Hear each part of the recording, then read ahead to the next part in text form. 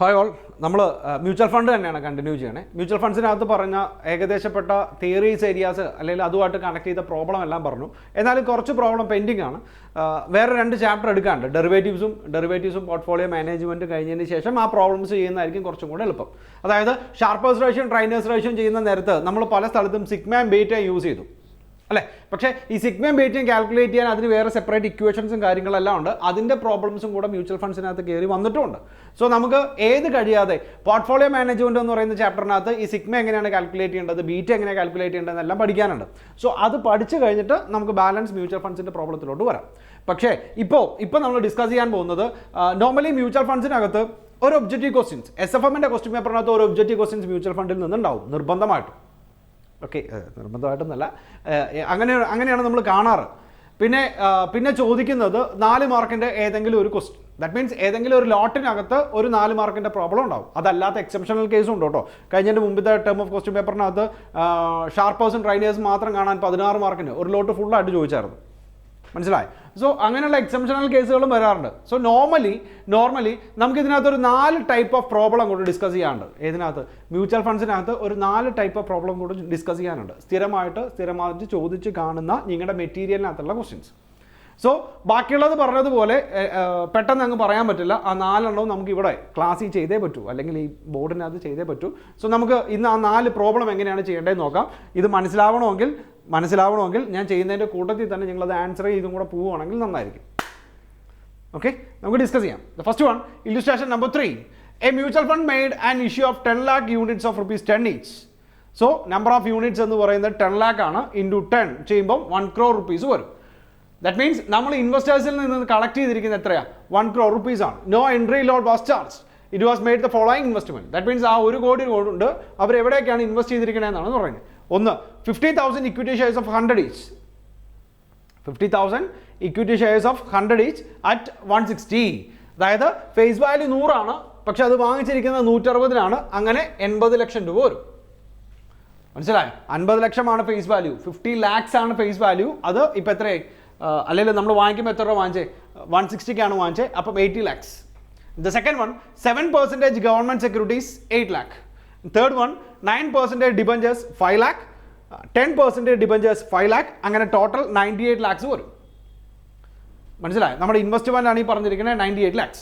ഇനി during the year dividend of ₹12 lakhs were received on equity shares. That means ഈ പറഞ്ഞിരിക്കുന്ന 80 lakh equity ഷെയർസിന് 12 lakh rupees-ന്റെ എന്ത് കിട്ടിയിട്ടുണ്ട്? ഡിവിഡൻഡ് കിട്ടിയിട്ടുണ്ട്. കൂടാതെ interest on all type of ഡെപ്റ്റ് securities was received as and when due.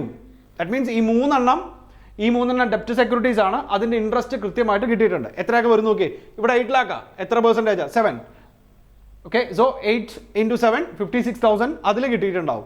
അടുത്തത് 5 lakh 9%, 45,000 വരും. ഇവിടെ 5 lakh into 10%, 50,000 അതിനകത്ത് വരും. മനസ്സിലായോ? സോ ഇൻകം ആയിട്ട് ഒരു 12, പിന്നെ ഈ പറയുന്ന ഇൻട്രസ്റ്റ് എല്ലാം നമുക്ക് കൃത്യമായിട്ട് തന്നെ കിട്ടിയിട്ടുണ്ട്. At the end of the year, equity shares and 10% debentures are quoted. മനസ്സിലായോ? അതായത് at the end of the year ഇതിൻ്റെ വാല്യൂ ആണ് നമുക്ക് തന്നിരിക്കണേ. എത്രയൊക്കെയാ? ഏതിനൊക്കെ മാറിയിരിക്കണേ? ഈ പറയുന്ന ഇക്വിറ്റി ഷെയർസിനും 10% ഡിബഞ്ചേഴ്സിൻ്റെ വാല്യൂ മാറിയിട്ടുണ്ട്. അതിനകത്ത് ഇക്വിറ്റി ഷെയറിൻ്റെ വാല്യൂ ഇപ്പോൾ എത്രയാണോ അതിൻ്റെ 175% ആയിട്ടുണ്ട്. മനസ്സിലായോ? ഇക്വിറ്റി ഷെയറിൻ്റെ ഇപ്പോഴത്തെ വാല്യൂ എത്രയാണോ അതിൻ്റെ 175% ആയിട്ടുണ്ട്. അത് മാത്രമാണ് ഈ പ്രോബ്ലത്തിനകത്ത് ശ്രദ്ധിക്കാനുള്ളത്. സാധാരണ 175% ആയി എന്ന് പറയുമ്പോൾ നമ്മൾ ഈ 80 ലക്ഷത്തിൻ്റെ 175% എടുക്കും. ഇക്വിറ്റി ഷെയറിന് ഒരു കാരണവശാലും എടുക്കരുത്. ഇക്വിറ്റി ഷെയറിന് ഡിവിഡൻഡ് കൊടുക്കുന്നതും ക്യാപിറ്റൽ അപ്രീസിയേഷൻ ഉണ്ടാകുന്നതും എല്ലാം ഏത് വാല്യൂവിനായിരിക്കും? അതിൻ്റെ ഫേസ് വാല്യൂവിനായിരിക്കും അല്ലേ. സോ ഇവിടെ ഫേസ് വാല്യൂ 50 lakhs ആണ്. അത് 175% ആയിട്ടുണ്ടെന്നാണ് പറഞ്ഞിരിക്കുന്നത്. നമുക്ക് പ്രോബ്ലം ചെയ്യുമ്പോൾ ഡിസ്കസ് ചെയ്യാം. And 90% respectively. ഏതിനാണ് 90% ആയി? ഈ 10% ഡിബഞ്ചേഴ്സ് ഇപ്പോൾ 5 lakh, അത് 90%. 5 lakh into 90% എന്ന് പറയുമ്പോൾ 4,50,000 വരും. അതായത് ഇക്വിറ്റി ഷെയറിന് ക്യാപിറ്റൽ അപ്രീസിയേഷൻ ഉണ്ടായിട്ടുണ്ട്, ഡിബഞ്ചറിന് ക്യാപിറ്റൽ ഡിപ്രീസിയേഷൻ ഉണ്ടായിട്ടുണ്ട്. ബാക്കിയുള്ള രണ്ടിനും മാറ്റങ്ങളൊന്നുമില്ല. Other investment are quoted at par. അതായത് ബാക്കി 2 എണ്ണം എത്രയാണോ ഓപ്പണിംഗ് വാല്യൂ അത് തന്നെയാണ് ഇപ്പോഴത്തെയും വാല്യൂ. ഇനി പറഞ്ഞിരിക്കണേ, find out the NAV value per unit given that the operating expenses during the year amounted to ₹5 lakh. അതായത് ഇതിനെ മൊത്തമായിട്ടും ഓപ്പറേറ്റിംഗ് എക്സ്പെൻസസ് ആയിട്ട് നമ്മൾ എത്ര കൊടുത്തിട്ടുണ്ട്? 5 ലക്ഷം രൂപ കൊടുത്തിട്ടുണ്ട്. അങ്ങനെയാണെങ്കിൽ ക്ലോസിംഗ് NAV per യൂണിറ്റ് എത്രയായിരിക്കും എന്നാണ് ചോദിക്കണേ. ക്വസ്റ്റ്യൻ മനസ്സിലായല്ലോ? ഇനി also find out if the mutual fund had distributed dividend of 0.90 per unit. 10 lakh unit ഉണ്ട്, ഓരോരുത്തർക്കും 0.90 വെച്ചിട്ട് നമ്മൾ ഡിവിഡൻഡും കൂടെ കൊടുത്തിട്ടുണ്ട്. അങ്ങനെയാണെങ്കിൽ എത്രയായിരിക്കും NAV? അതായത് 2 കേസാണ് പഠിക്കേണ്ടത്. ഒന്ന്, ഡിവിഡൻഡ് കൊടുത്താൽ എത്ര വരുമെന്നും ഡിവിഡൻഡ് ഡിസ്ട്രിബ്യൂട്ട് ചെയ്തില്ലെങ്കിൽ എത്ര വരും. നമുക്ക് ആൻസർ ചെയ്യാം. ക്വസ്റ്റ്യൻ മനസ്സിലായല്ലോ? ഇല്ലുസ്ട്രേഷൻ നമ്പർ 3 ആണ്. നിങ്ങളൊന്ന് എഴുതിയെടുത്താൽ നന്നായിരിക്കും. എന്നിട്ട് അതിൻ്റെ താഴെ തന്നെ പ്രോബ്ലം ചെയ്ത് പോവുകയാണെങ്കിൽ നന്നായിരിക്കും. നമുക്കിപ്പോൾ പ്രോബ്ലം ഡിസ്കസ് ചെയ്യാം. ഓക്കെ, ഞാനിത് നമ്മുടെ പ്രോബ്ലം തന്നെയാണ്. ഞാൻ എനിക്ക് മനസ്സിലാവാൻ വേണ്ടിയിട്ട് നമുക്ക് ചെയ്യാൻ വേണ്ടിയിട്ട് പറഞ്ഞതെന്ന് മാത്രം. നമുക്ക് നോക്കാം.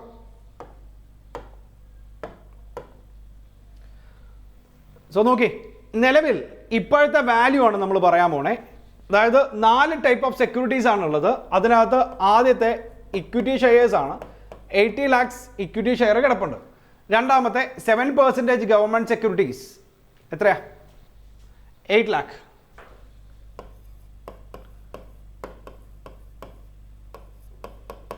%, സെക്യൂരിറ്റീസ് 8 lakh കിടപ്പുണ്ട്. 9% ഡിബഞ്ചേഴ്സ് 5 lakh.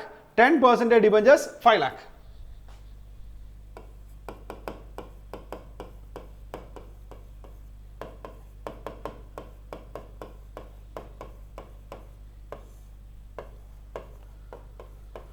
അങ്ങനെ ടോട്ടൽ 98 lakhs ആണ് നമ്മുടെ ഇൻവെസ്റ്റ്മെൻ്റ് ആയിട്ട് കിടക്കണേ അല്ലേ.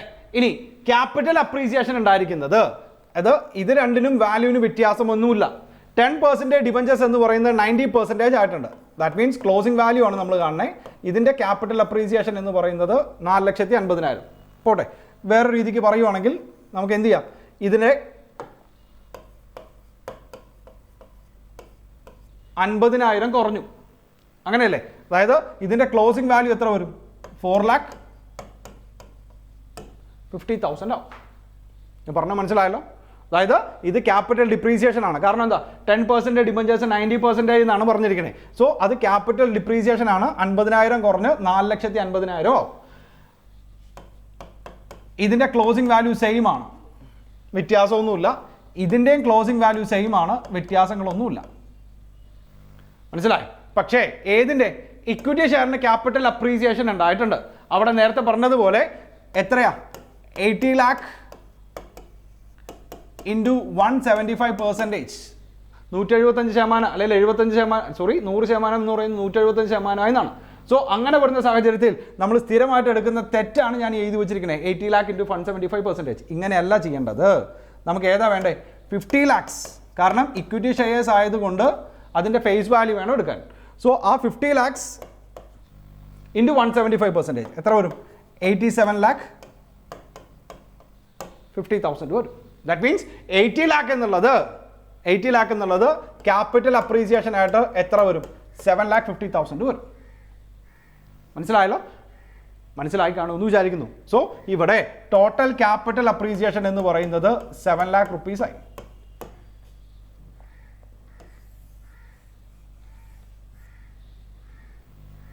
സിറ്റുവേഷൻ മനസ്സിലായോ?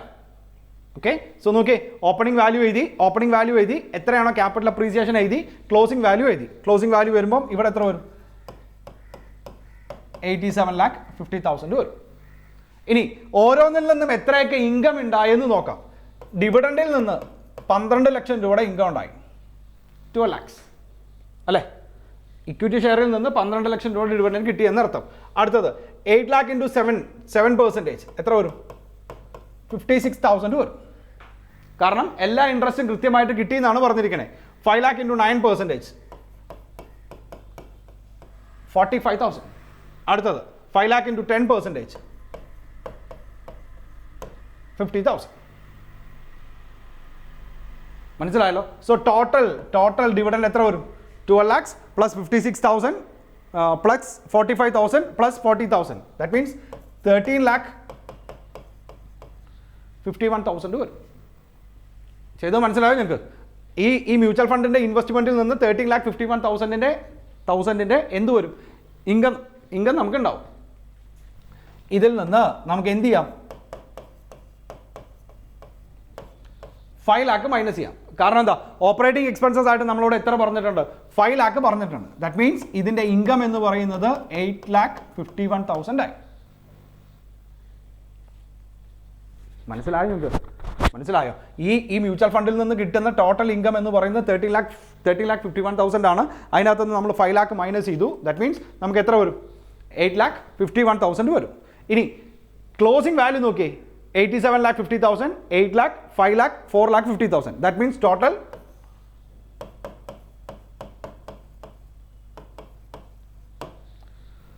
1 crore 5 lakh rupees വരും ക്ലോസിംഗ് വാല്യൂ. ഏതിൻ്റെയാ? നമ്മുടെ ഓപ്പണിംഗ് ഇൻവെസ്റ്റ്മെൻറ്റിൻ്റെ ക്ലോസിംഗ് വാല്യൂ എന്ന് പറയുന്നത് ഇത്രയും വരും. മനസ്സിലായോ? ഇനി നമുക്ക് എന്ത് ചെയ്യാം പറഞ്ഞേ? രണ്ടും കൂടെ ആഡ് ചെയ്യുന്ന നേരത്ത് ഏതൊക്കെയാ? ഇത് രണ്ടും കൂടെ, അതായത് ക്ലോസിംഗ് വാല്യൂ 1 crore 5 lakh ഉണ്ട്, അതിൽ നിന്ന് കിട്ടിയ ഇൻകം 8,51,000 ഉണ്ട്.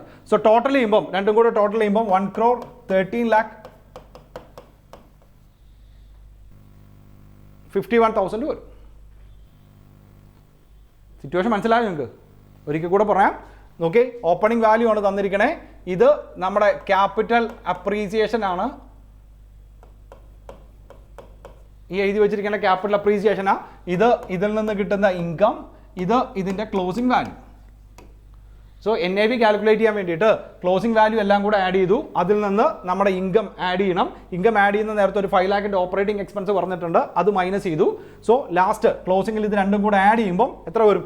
1,13,51,000 രൂപ വരും. ഇത്രയാണ് ഇപ്പം നമ്മുടെ മ്യൂച്വൽ ഫണ്ടിൻ്റെ NAV divided by number of units. എത്രയാണ്? 10 lakh അല്ലേ? വരുമ്പം നമുക്ക് എത്ര വരും? ദാറ്റ് മീൻസ് 11.351 വരും NAV പെർ യൂണിറ്റ്. ഈ 10 ലക്ഷം എന്താണെന്ന് മനസ്സിലായോ?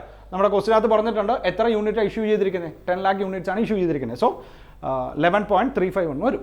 ഇനി ഒരു കാര്യം കൂടെ ഇതിനകത്ത് ചെയ്യാനുള്ളത്, ഡിവിഡൻഡ് കൊടുക്കുകയാണെങ്കിൽ പ്രത്യേകിച്ച് ഒന്നുമില്ല. എത്ര വരും? അതായത് 1,13,51,000 നിന്ന് 9 ലക്ഷം രൂപ കൊടുത്ത ഡിവിഡൻഡ് മൈനസ് ചെയ്യാം. നമ്മൾ 9 lakh rupees ആണ് ഡിവിഡൻഡ് കൊടുത്തത്. സോ ബാലൻസ് 1 crore 4,51,000 വരും. 1 crore 4,51,000 വരും ഡിവൈഡഡ് ബൈ 10 lakh. എത്ര വരും? 10.451 വരും. 10.451 വരും. ചെയ്താൽ മനസ്സിലായോ നിങ്ങൾക്ക്? മനസ്സിലായോ? ഈ 4 പ്രോബ്ലം, അല്ലെങ്കിൽ നമ്മൾ ഇന്ന് ഡിസ്കസ് ചെയ്യാൻ പോകുന്ന 4 പ്രോബ്ലം വളരെയധികം ഇമ്പോർട്ടൻ്റ് ആണ്. അപ്പോൾ അതുകൊണ്ടാണ് നമ്മൾ ഓരോ പ്രോബ്ലം സെപ്പറേറ്റ് ആയിട്ടാണ് ചെയ്തത്. പ്രോബ്ലം മെറ്റീരിയലിനകത്ത് നോക്കുക, എന്നിട്ട് നിങ്ങൾ ആൻസർ ചെയ്താലും മതി. സോ ലാസ്റ്റ് ഓപ്പണിംഗ് വാല്യൂ എഴുതി, ആ ക്യാപിറ്റൽ അപ്രീസിയേഷൻ എത്രയാണെന്ന് എഴുതി, ഇൻകം എത്രയാണെന്ന് എഴുതി, ക്ലോസിംഗ് വാല്യൂ എഴുതി. മനസ്സിലായോ? ഈ ക്ലോസിംഗ് വാല്യൂവിൻ്റെ കൂടെ ഇൻകം മാത്രമേ ആഡ് ചെയ്തുള്ളൂ, ക്യാപിറ്റൽ അപ്രീസിയേഷൻ ആഡ് ചെയ്തില്ല. കാരണം ഈ ക്ലോസിംഗ് വാല്യൂ എന്ന് പറയുന്നത് ഓപ്പണിംഗ് വാല്യൂ പ്ലസ് ക്യാപിറ്റൽ അപ്രീസിയേഷനാണ്. മനസ്സിലായോ? അതായത് ഈ വാല്യൂവിൽ ഓട്ടോമാറ്റിക്കലി ക്യാപിറ്റൽ അപ്രീസിയേഷൻ ഉണ്ട്, അതുകൊണ്ടാണ് നമ്മൾ വീണ്ടും ആഡ് ചെയ്യാതിരുന്നത്. സോ ക്യാപിറ്റൽ അപ്രീസിയേഷൻ്റെ കൂടെ നമ്മൾ ഇൻകം ആഡ് ചെയ്തു. ഇൻകം ആഡ് ചെയ്യുമ്പോൾ ടോട്ടൽ വാല്യൂ കിട്ടും. Divide by number of units ചെയ്യുമ്പോൾ നമുക്ക് അത് എന്തായി നമ്മുടെ പെർ യൂണിറ്റ് വാല്യൂ ആയി, അല്ലെങ്കിൽ പെർ യൂണിറ്റ് NAV ആയി. ഇനി ഡിവിഡൻഡ് കൊടുക്കുകയാണെങ്കിൽ ഇതിൽ നിന്ന് 9 lakh മൈനസ് ചെയ്യാം. ഇതിൽ നിന്ന് നമ്മുടെ ക്ലോസിംഗ് വാല്യൂവിൽ നിന്ന് 9 lakh മൈനസ് ചെയ്യാം. സോ നമുക്ക് പുതിയ NAV കിട്ടും. Divide by number of unit ചെയ്യുമ്പോൾ നമുക്ക് എന്ത് കിട്ടും? ക്ലോസിംഗ് NAV കിട്ടും. പ്രോബ്ലം ചെയ്ത് നോക്കുക. അടുത്ത വീഡിയോയിൽ നമുക്ക് ഓരോ വീഡിയോയിൽ ഓരോ പ്രോബ്ലം ആയിട്ട് ചെയ്യാൻ വേണ്ടിയിട്ടാണ്. അത്രയും ഇമ്പോർട്ടൻ്റ് ആയതുകൊണ്ടാണ്, എക്സാമിന് ചോദിക്കാൻ സാധ്യതയുള്ളതുകൊണ്ടാണ്. Okay, so bye. അടുത്ത പ്രോബ്ലം അടുത്ത വീഡിയോയിൽ ചെയ്യാം.